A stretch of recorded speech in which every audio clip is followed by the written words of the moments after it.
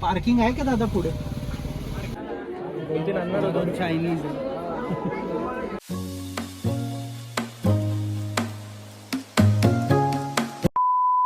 Good morning everyone, welcome back to my another vlog.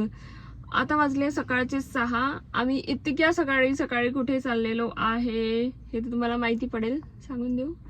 ठीक आहे, सांगून देते. आज आम्ही चाललो आहे ज्योतिर्लिंगाचं दर्शन करायला. म्हणजे वीकेंड आहे तर म्हणून आजची जी आहे, आज सॅटर्डे मॉर्निंग आहे तर म्हणून म्हटलं सकाळी निघून जाऊ तर आपलं एक ज्योतिर्लिंग दर्शन होऊन जाते. याच्या आधी आमचे 2 ज्योतिर्लिंग झालेले आहे. आम्ही भीमाशंकर गेलेलो आहे आणि भीमाशंकर गेलो आहे आणि नाशिकचं जो आहे ना त्र्यंबकेश्वर ते ज्योतिर्लिंग आमचं झालेलं आहे ना. प्रत्येक वेळेस आमच्यासोबत कोणी कोणी होतं. पहिलं जे ज्योतिर्लिंग आहे आम्ही आमच्या फॅमिलीसोबत केलं होतं अँड लास्ट जे भीमाशंकर केलं त्याच्यात माझे फ्रेंड्स वगैरे होत्या. सो आजचं ज्योतिर्लिंग आहे, आमचे कोण स्पेशल गेस्ट आहे हे बघायला मिळेल. तुम्हाला माहिती आहे व्हॉट जस्ट हॅपन, म्हणजे आम्ही हा जो आहे ना डेटा केबल हा विसरलो. तर मग मॅप कसा बघायचा म्हणून आम्ही आता गाडी साईडनी लावून आता हे पुन्हा जो आहे ना आपला डेटा केबल आणायला गेलेले आहे. अँड नेक्स्ट असा झाला, म्हणजे घाईघाईत होणाऱ्या गोष्टी. आणि नेक्स्ट असं झालं की मला वाटलं यांनी घराची चाबी घेतली ते हे बाहेर निघाले, तर दोनही चाब्या घरात राहिल्या. बट आम्ही एक गोष्ट, म्हणजे याच्या आधी आमच्यासोबत असे 1-2 वेळा किस्से झालेले आहे. तर आम्ही अजून एक जी थर्ड पेअर आहे ना चाबीची ती आम्ही आमच्या कारमध्ये ठेवतो. तर म्हणून आम्ही वाचलो आज, नाही तर ही एक पुन्हा डबलची कसरत झाली असती. कारण याच्या आधी एक वेळा आमच्यासोबत झालं होतं आणि गाडीची कारची चाबी त्यांच्या जवळच असते, तर म्हणून एक चाबी जी आहे आम्ही कारमध्ये ठेवलेली आहे. सो ही पण हॅक जी आहे ना ही तुम्ही नक्की यूज करून बघा, युजफुल आहे.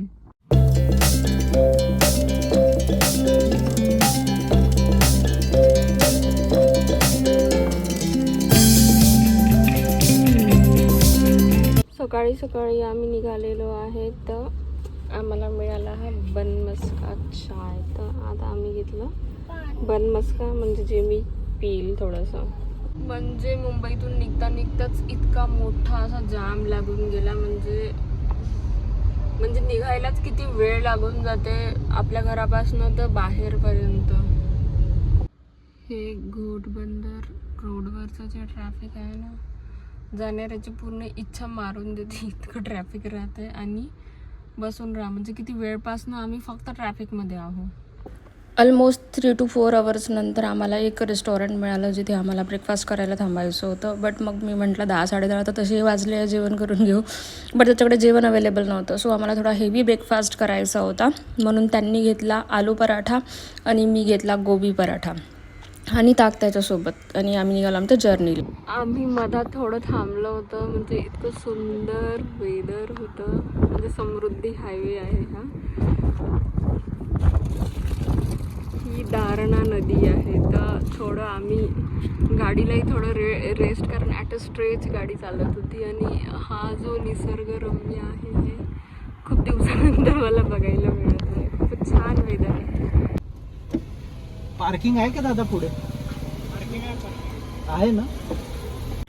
आणि आम्ही पोहोचलो आमच्या डेस्टिनेशनला. आणि तुम्ही बघितलंच असेल मॉर्निंगला जेव्हा आम्ही 6 to 6:30 वगैरे जेव्हा निघालो त्यावेळेस 12:15 वाजता पोहोचू असं दाखवलं होतं. आणि आता आम्ही पोहोचलेलो आहे ऑलमोस्ट 2:30 वाजता. म्हणजे 2-2.5 तास आम्ही लिटरली लेट झालो आहे. म्हणजे this is the power of Mumbai's traffic. म्हणजे जर समजा आपण कोणते प्लॅन करून निघाले असेल तर त्यावेळेस ना काहीतरी वेळ हातात घेऊन चालावाच लागतो. आणि हे काका आमच्यासाठीच थांबले होते असं मला वाटलं होतं. आमची जशी गाडी आली ती थांबले होते यांना अष्टगंध वगैरे लावायला. मग आम्ही आमच्यासोबत आम्हाला जॉईन करणारा तिरुचाली आणि सत्यम, आम्ही त्यांचा वेट करत होतो. त्यांना यायला थोडा वेळ, ते पुण्यावरून येणार होते आणि आम्ही मुंबईवरून आलो, तर त्यांना यायला थोडा वेळ होता. तर म्हणून आम्ही इथे एक रेस्टॉरंट मिळालं, तिथे आम्ही बसलो. आणि सगळं तिथे ऑइलीच गोष्टी होत्या. तर मग मी म्हटलं मला भुट्टा दिसला, तर मग मी भुट्टा खाल्ला. यांनी स्वतःसाठी मूग पकोडे ऑर्डर केले आणि अदिराने स्वतःसाठी मागवली होती पावभाजी. सो आता त्यांचा वेट करायचा होता आणि कुठेतरी बसायचं होतं आम्हाला, तर म्हणून आम्हाला काहीतरी घ्यायचं होतं आणि माहिती नाही ना दर्शनमध्ये किती वेळ लागणार होता, म्हणून आम्ही तिथून थोडं खाऊन निघालो आणि तिथे ऋषाली आणि सत्यम यांनी आम्हाला जॉईन केलं आणि मग आम्ही निघालो दर्शनसाठी. तर मग मला तिथनं घ्यायचं होतं थोडीशी म्हणजे पूजेची टोपली वगैरे, तर ही त्यांनी 50 रुपीजमध्ये दिली होती मला, ज्याच्यात सगळ्याच गोष्टी होत्या, बेल, गंगाजल, धतुरा वगैरे सगळं जेही आपण महादेवाला चढवतो. तिथे दही दूध अलाव नाही आहे महादेवाला चढवायला. सो गंगाजल वगैरे त्यांनी दिलं होतं. तर मग ते घेऊन आता आम्ही लागलो लाईनमध्ये. तर मला असं वाटते आतमध्ये एकदम प्रॉपर अरेंजमेंट्स आहे, बट ड्यू टू श्रावण महिना असल्यामुळे त्यांनी बाहेरपर्यंत खूप जास्ती गर्दी आहे. आणि घृष्णेश्वर जे ज्योतिर्लिंग आहे ते 12 ज्योतिर्लिंगापैकी सगळ्यात शेवटचं म्हणजे 12वं ज्योतिर्लिंग आहे आणि आम्ही ते 3ऱ्या नंबरवर करत आहोत. कारण माझं असं होतं पहिले महाराष्ट्रातले करून घेऊ, नंतर बाकीचे जसे होईल तसे तसे करू असं. तर आणि श्रावणही सुरू होता आणि मेन म्हणजे आमचं म्हणजे ॲडजस्ट पण झालं, कारण नवऱ्याचं ऑफिस, मुलीचं स्कूल, माझ्या सगळ्या गोष्टी एकदम मॅनेज करून आपल्याला जावं लागते. बट 1.5 तासात एकदम खूप चांगलं आमचं दर्शन झालं. तिथे फोन वगैरे अलाव नव्हते म्हणून नंतरच्या काहीच गोष्टी मी रेकॉर्ड नाही करू शकली, बट फक्त अवघ्या 1.5 तासात आमचं पूर्ण दर्शन झालं. आणि इथलं दर्शन पण खूप छान झालं श्रावण महिन्यात, कारण मला म्हणजे इथे आतमध्ये येऊ देतात देवळाच्या. आणि मग नंतर देवळातून ज्यावेळेस आम्ही बाहेर वगैरे निघालो, बाहेर निघाल्यानंतर मला माझ्या घरी एक पिंड घ्यायची होती शंकरजीची, आणि इथे पंचधातूची पिंड होती. तर मला ही छान वाटली, कारण माझा देवारा छोटा आहे तर त्याच्यात ही छोटीवाली पिंड बसते, तर म्हणून मग मी छोटी पिंड घेतली. आणि मग त्याच्यानंतर आम्ही निघालो नेक्स्ट घरी.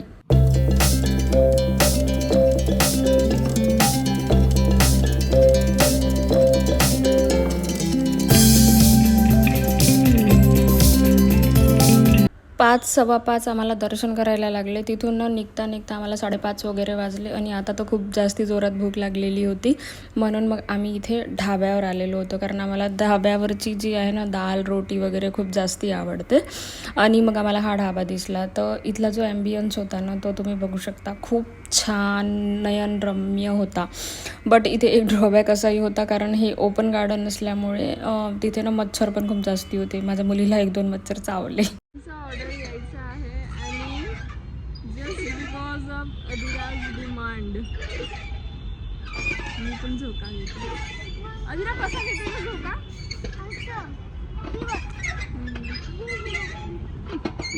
नागली द्या, मस्त राहते ते पापड. अजून रोस्टेड नकाच करा ना, तिघही फ्राईड करा, मसाला नका द्या.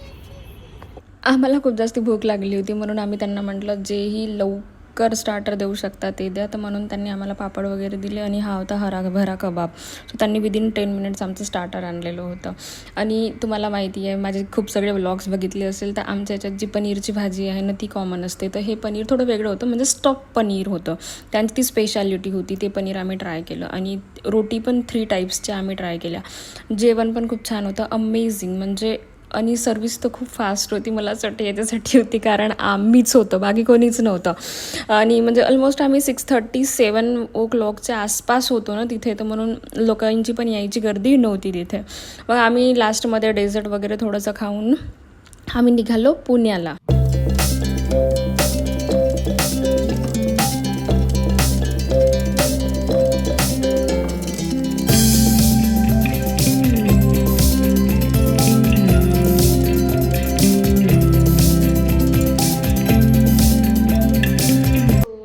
ऑलमोस्ट 12:30 PM म्हणजे मी माझा ब्लॉग एंड करत आहे आता. मी आल्या जस्ट शूट करून घेतलं होतं, कारण मला माहिती आहे 12 वाजले होते. सो माझी जी आजची अर्निंग आहे ती चालली गेली असती, म्हणून तुम्हाला नेक्स्ट क्लिपमध्ये माहिती पडेल आजची अर्निंग किती होती, प्लस आज आम्ही किती जास्ती चाललो. म्हणजे आजचा म्हणजे रेकॉर्ड ब्रेक होता. सकाळी आम्ही 6 वाजतापासून निघालो तर रात्री 11:15 वाजेपर्यंत आम्ही बाहेर होतो आणि त्याच्यातही किती सगळी ट्रॅव्हलिंग होती. तर ओरिजिनल प्लॅन आमचा असा होता की आम्ही ज्योतिर्लिंगाचं दर्शन करून मुंबई रिटर्न जाणार होतो. बट सकाळी जो किस्सा झाला, म्हणजे सकाळी इतकी जास्ती आम्हाला ट्रॅफिक मिळालं, म्हणजे ज्या जागेवर आम्ही 11:15 वाजता पोहोचणार होतो तिथे पोहोचायला आम्हाला 2:30 वाजले. आणि मग आता रात्रीची वेळ होती, तर मग हे लोक सोबत होते आमच्या, तर म्हणून आम्ही rather than going to Mumbai आम्ही पुणे रिटर्न आलो त्यांच्याकडे. सो आज म्हणजे हा एक अनएक्सपेक्टेड प्लॅन होता पुणेला यायला. नाही तर आमचा ओरिजिनल प्लॅन आम्ही दुसरं अजून एक डेस्टिनेशन जाणार होतो, शेगाव जाणार होतो. बट ते आता नेक्स्ट कधीतरी करू, कारण शेगाव गेलो असतो तर अधिराची मंडेची स्कूल गेली असती. म्हणून तो प्लॅन थोडा होल्डवर ठेवला. आम्ही जाऊ बट यावेळेस नाही जाऊ. सो आजचा जो व्लॉग होता तो असा होता. आणि ज्योतिर्लिंगाची अजून एक स्पेशालिटी अशी आहे, महाराष्ट्रातले माझे 3ही ज्योतिर्लिंग झालेले आहेत. प्रत्येक ज्योतिर्लिंग मी डबल केलेलं आहे. ऑलमोस्ट 12 वाजलेले आहे आणि तुम्ही बघू शकता आज आम्ही ऑलमोस्ट 14,000 स्टेप्स चाललेलो आहे. आणि त्याच्यानंतर आजची जी लाईव्ह रनिंग आहे ती तुम्हाला दाखवते. म्हणजे लिटरली मी 0 काम केलं होतं, बट असं झालं होतं की मी फ्रायडेला काम केलं होतं आणि त्याच्यानंतर 1-2 एनरोलमेंट्स होती. सो जे काम मी फ्रायडेला केलं होतं त्याचं आउटपुट मला सॅटर्डेला मिळालं, असं झालं. सो म्हणून जेव्हा मी म्हणते ना तुमचे ऑटोमेशन्स तुमच्यासाठी काम करते, so this is the proof. म्हणजे मी सॅटर्डेला काही काम नही करता still I am able to earn 4,000 rupees. So this is the beauty of this platform. So आजचा दिवस असा होता. So good night, see you next vlog.